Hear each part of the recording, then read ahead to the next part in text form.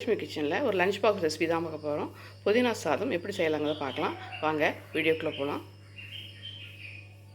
புதினா சாதம் செய்கிறதுக்கு நான் பாத்திரத்தில் நல்லெண்ணெய் விட்டுருக்கேன். இப்போ உளுந்து போட்டுக்கலாம்,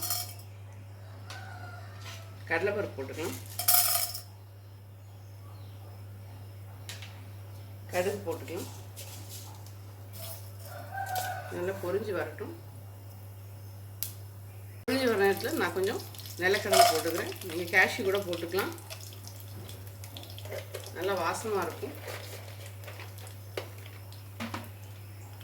இப்போ நான் ஒரு பெரிய வெங்காயம், கொஞ்சம் பூண்டு, ஒரு பச்சை மிளகாவை ஃபைனாக சாப் பண்ணி போட்டிருக்கேன். நீங்கள் பெரியவங்களுக்கு லஞ்ச் பாக்ஸ் கொடுக்கும்போது இது மாதிரி பண்ணிக்கலாம்.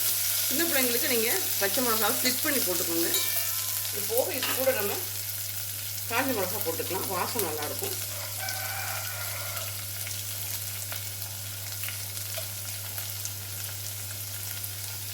டிஷ்ஷுக்கு தேவையான உப்பு போட்டுக்கலாம். கொஞ்சம் சீரகம் போட்டுக்கலாம், சீரகம் பொடி. இப்போ வெங்காயம் நல்லா வதங்கிடுச்சு.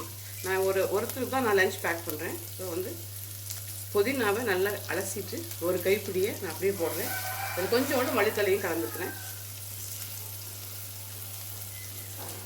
இதை லேசாக ஒரு ட்விஸ்ட்டு கொடுத்தா போதும்.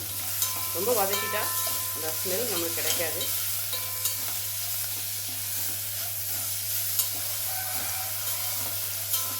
நல்லா சுருண்டுருட்டும் பாருங்கள். இப்போ நல்லா சுருண்டுருச்சு பாருங்கள். இந்த டைமில் நடுப்பு நல்லா குறைச்சிட்டு நம்ம எடுத்து வச்சுக்கிற சாதத்தை அப்படி நீங்கள் எந்த அளவுக்கு ஒரு கப் சாதத்தில் எடுத்துருக்கேன் நான், அந்த அளவு நீங்கள் போட்டு இதை மிக்ஸ் பண்ணிடலாம். உங்களுக்கு சப்போஸ் கலர் இதே க்ரீன் கலராகவே இருக்கணும்னா நீங்கள் அப்படியே விட்டுடலாம். இல்லைன்னா நீங்கள் மஞ்சத்தூள் வதக்கும் போது போட்டுக்கலாம்.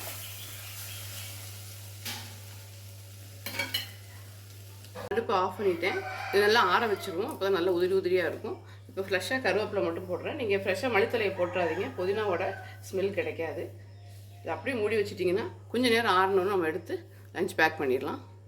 ஒரு சூப்பரான புதினா சாதம் எப்படி பண்ணலான்றது பார்த்துருக்கோம். இன்னும் ஒரு சூப்பரான டிஷ்ஷோட மீட் பண்ணலாம். மறக்காமல் சேனல் லைக் பண்ணுங்கள், ஷேர் பண்ணுங்கள், சப்ஸ்கிரைப் பண்ணுங்கள். தேங்க்யூ.